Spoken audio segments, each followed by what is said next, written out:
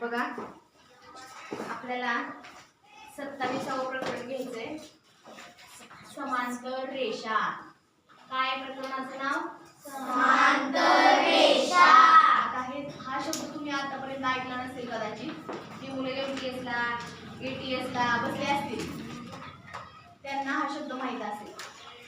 लंब रेषा. बघा रेषा सगळ्यांना माहिती आहे? हो. रेषा. आता मी फळ्यावर एक आकृती काढते. बघा काढ बसा सगळे. हाताची घडी, हातातल्या वस्तू खाली ठेवा. बघा या रेषेला नाव मी दिलंय PQ आणि या रेषेला नाव दिलंय AB. काय बसले? तर फळ्यावर 2 रेषा काढलेल्या. पहिली रेषा आहे रेषा PQ. म्हणा रेषा PQ. आणि दुसरी रेषा आहे रेषा AB. रेषा AB. बघा जेव्हा एकाच प्रतलातील 2 रेषा एकमेकांना छेदत नाहीत तेव्हा त्यांना म्हणायचं समांतर रेषा.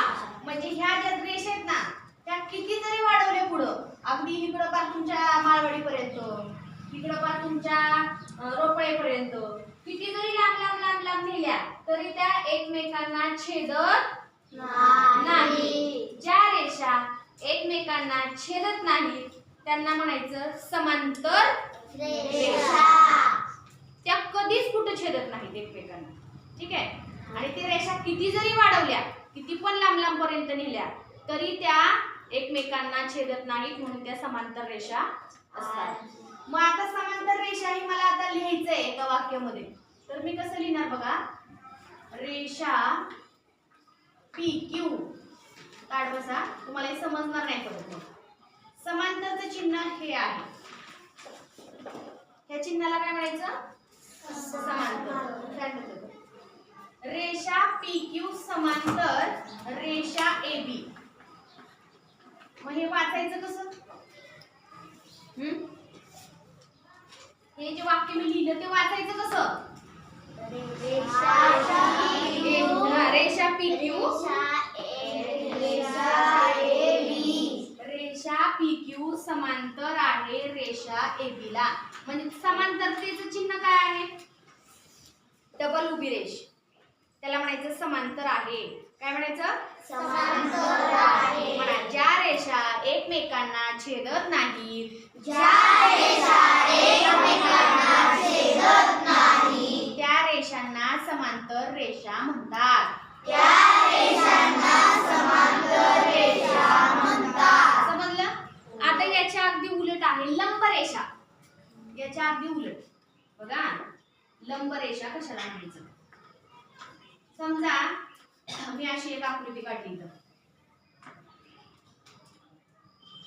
PQ आणि अगदी करेक्ट 90 अंशाचं माप घेतलंय त्या रेषेला. दुसऱ्या या रेषेचं नाव आहे A आणि B. बघा आता इथं पण त्याच रेषा आहेत. रेषा PQ आहे आणि रेषा AB आहे. पण जेव्हा त्या रेषा एकमेकांना काटकोनात छेदतात, एकमेकांना छेदल्यानंतर त्यांच्यामध्ये काटकोन तयार होतो. काय तयार होतो? काटकोन. तेव्हा त्या 2 रेषांना म्हणायचं लंब रेषा. काय म्हणायचं? लंब रेषा. जेव्हा 2 रेषा एकमेकांना छेदताना, जेव्हा 2 रेषा एकमेकांना छेदताना परस्परांशी काटकोन तयार करतात.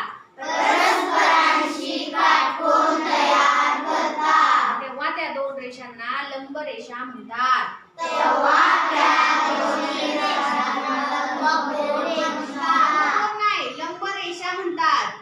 लंब रेषा म्हणतात. लक्ष आहे श्रेयश.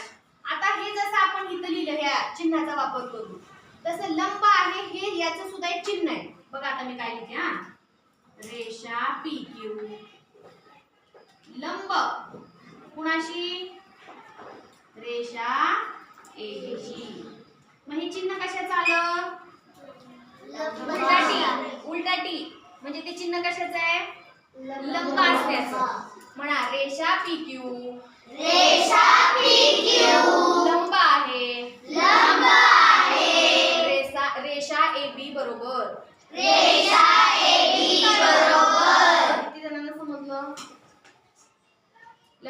लक्षात आलं? समांतर रेषा समजलं?